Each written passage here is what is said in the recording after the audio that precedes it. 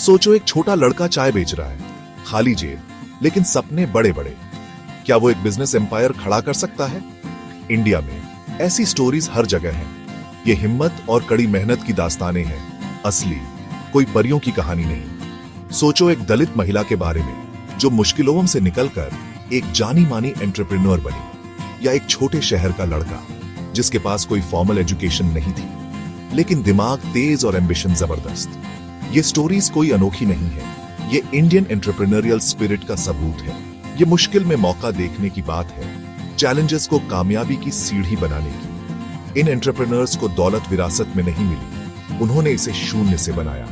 उनके रास्ते रुकावटों से भरे थे, गरीबी, समाज की बाधाएं, फेलियर्स, लेकिन उन्होंने कभी हार नहीं मानी। हर मुश्किल ने उन्हें और मजबूत बनाया। वो हमें सिखाते हैं, पैसा सबसे जरूरी चीज नहीं है, हिम्मत, विजन और हार्ड वर्क है। ये जीरो से एम्पायर खड़ा करने के लिए असली कैपिटल है। चलो उनकी अमेजिंग स्टोरीज में डाइव करते हैं। धीरूभाई अंबानी का सफर गुजरात के चोरवाड़ से शुरू हुआ। एक छोटा सा गांव, एक हम्बल परिवार। वो रेस्टलेस थे, एम्बिशियस थे, अपने आसपास के माहौल से कहीं आगे के सपने देखते थे। बचपन में वो पिलग्रिम्स को भजिए बेचते थे, बिजनेस का उनका पहला टेस्ट। लेकिन उन्हें और चाहिए था। 16 साल की उम्र में वो यमन के एडन में अपने भाई के पास चले गए। वहां उन्होंने एक डिस्पैच क्लर्क काम किया और एक गैस स्टेशन पर काम किया।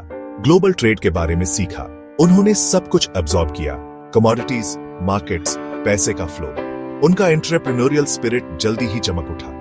उन्होंने नोटिस किया कि यमनी रियल कॉइन्स की सिल्वर वैल्यू उनकी फेस वैल्यू से ज्यादा थी। उन्होंने सिक्के खरीदे, मेल्ट किए और प्रॉफिट के लिए बेच दिए। एक बोल्ड, रिस्की मूव। इन एक्सपीरियंसेस ने उनके बिजनेस इंस्टिंक्ट्स को शेप किया। धीरूभाई का यमन में बिताया टाइम एक क्रूशियल लर्निंग ग्राउंड था। उन्होंने अपॉर्चुनिटीज को स्पॉट करना और कैलकुलेटेड रिस्क्स लेना सीखा। ये उन बिजनेस मैग्नेट बनने के बीज थे जो वो आगे चलकर बने। उनका एम्बिशन तो बस शुरू ही हुआ था। यमन में 8 साल बाद धीरूभाई 1958 में सिर्फ 15,000 रुपये लेकर इंडिया लौटे, लेकिन उनके पास एक्सपीरियंस का खजाना था। उन्होंने मुंबई में रिलायंस कमर्शियल कॉर्पोरेशन शुरू की। एक टाइनी ऑफिस, एक शेयर्ड फोन और बड़े ड्रीम्स।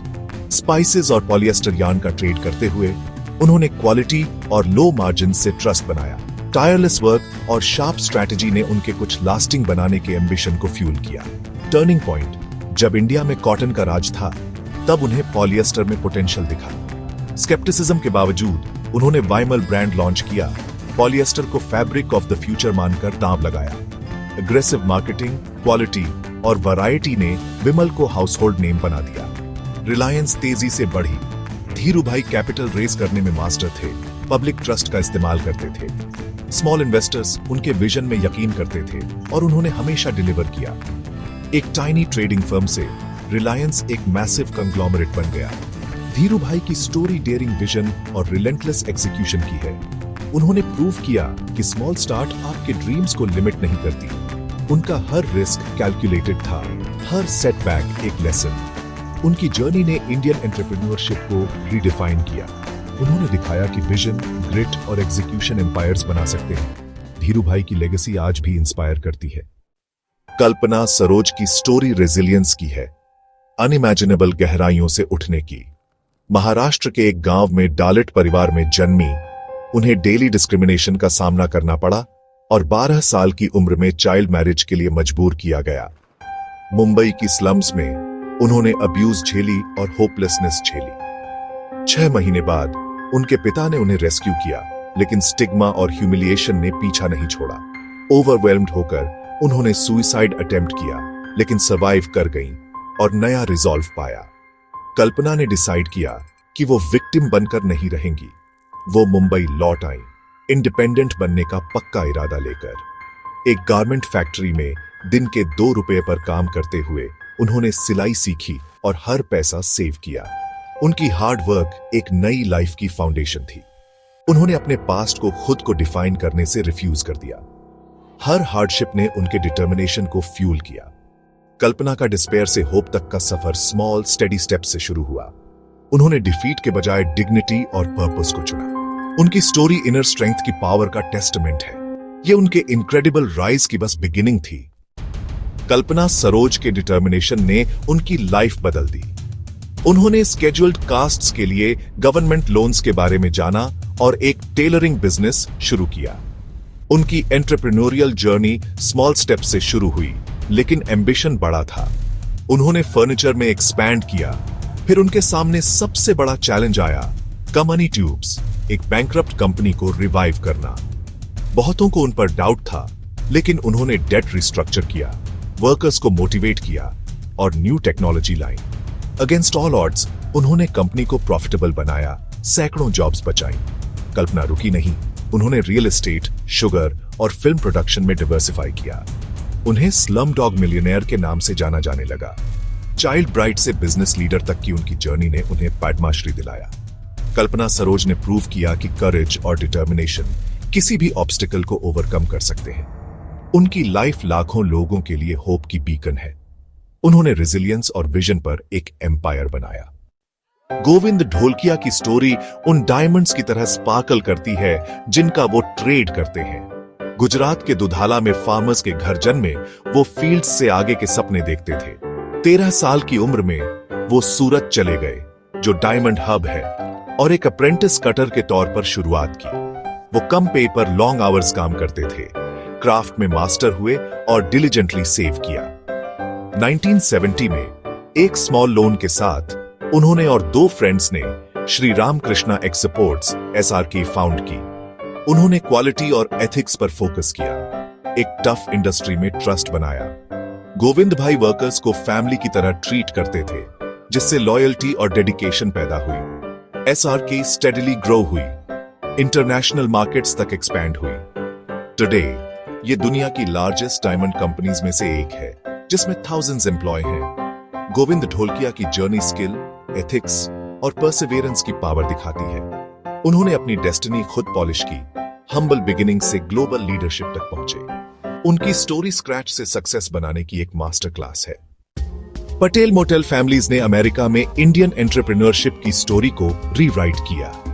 1940s में Gujarati mostly petals better lives की तलाश में यूएस माइग्रेट हुए। मैनी जो 1970s में युगांडा से डिस्प्लेस हुए थे, उन्हें मोटेल बिजनेस में अपॉर्चुनिटी मिली। मोटेल्स ओन करने से फैमिलीज साथ रह और काम कर सकती थीं, जिससे कॉस्ट्स लो रहते थे। उनकी हार्ड वर्क और फ्रूगल मैनेजमेंट ने क्लीन, अफोर्डेबल लॉजिंग के लिए रेप्यूटेशन बनाई। कम्युनिटी ने नॉलेज और रिसोर्सेज शेयर किए, एक दूसरे को सक्सीड करने में हेल्प की। सक्सेस फैली। अगर एक पटेल थ्राइव करता तो दूसरे फॉलो करते। टुडे पैटल्स आधे से ज्यादा यूएस मोटेल्स ओन करते हैं, एक $multi-billion इंडस्ट्री। उनकी स्टोरी कम्युनिटी, म्यूचुअल सपोर्ट और रिलेंटलेस एफर्ट की है। उन्होंने अनलाइकली अपॉर्चुनिटीज को जेनरेशनल वेल्थ में बदला। पटेल फिनोमिनन यूनिटी और एंटरप्रेन्योरशिप की पावर प्रूव करता है। उन्होंने घर से दूर होम्स बनाए और फॉर्च्यून्स भी। धीरूभाई अंबानी, कल्पना सरोज, गोविंद ढोलकिया और पेटल्स को क्या चीज यूनाइट करती है? वो मास्टर प्रॉब्लम सॉल्वर्स थे, चैलेंजेस को अपॉर्चुनिटीज की तरह देखते थे। हर किसी के पास एक लॉन्ग टर्म विजन था, फ्यूचर के लिए बिल्ड करना, सिर्फ सर्वाइवल के लिए नहीं। उन्होंने वहां अपॉर्चुनिटीज स्पॉट की जहां दूसरों को कुछ नहीं दिखता था। फियरलेसनेस ने उन्हें डिफाइन किया। उन्होंने बोल्ड रिस्क्स लिए, अनसर्टेनिटी से डरे नहीं। हार्ड वर्क रिलेंटलेस था, लेकिन स्ट्रॉन्ग नेटवर्क्स बनाने पर उनका फोकस भी उतना ही था। उन्होंने ट्रस्ट को वैल्यू दी, रिलेशनशिप्स को वैल्यू दी और कम्युनिटी सपोर्ट को वैल्यू दी। ग्राउंडेड रहकर वो अपनी रूट्स को कभी नहीं भूले। उनकी ह्यूमिलिटी उनके एम्बिशन से मैच करती थी। विजन और करेज के इस ब्लेंड ने उनके राइज को फ्यूल किया और कनेक्शन ने उनके सक्सेस को सस्टेन किया। उनकी स्टोरीज लास्टिंग सक्सेस बनाने के रियल सीक्रेट्स रिवील करती हैं। ये हर एस्पायरिंग एंटरप्रेन्योर के लिए लेसन्स हैं। ये स्टोरीज सिर्फ इंस्पायरिंग नहीं है, ये प्रूफ है कि आपका बैकग्राउंड आपका फ्यूचर डिफाइन नहीं करता। धीरूभाई, कल्पना, गोविंद और पैटल्स ने नथिंग से स्टार्ट किया, हार्डशिप्स फेस की और एम्पायर्स बनाए। उनके पास फैंसी डिग्रीज या इनहेरिटेड फॉर्च्यून्स नहीं थी, बस बर्निंग डिजायर और बिलीफ था। उनकी रेजिलियंस और वर्क एथिक ने ड्रीम्स को रियलिटी में बदला। अगर आपका कोई ड्रीम है तो सर्कमस्टेंसेस को खुद को लिमिट मत करने दो। आपको बहुत सारे मनी की जरूरत नहीं है, बस एक बिग आइडिया और स्टार्ट करने का करेज चाहिए। रैग्स टू रिचेस का जर्नी रियल है, और ये आपकी हो सकती है। इन एग्जाम्पल से सीखो, पाथ इजी नहीं होगा लेकिन पॉसिबल है। उस चाय सेलर को, उस डेलिट वुमन को, उस डायमंड किंग को और उन मोटल फैमिलीज को याद रखो। आपका बिलियन रुपी ड्रीम आपकी रीच में है। Believe in yourself. Start today. आपकी स्टोरी अगली हो सकती है। फ्यूचर इंतजार कर रहा है। जाओ क्लेम करो।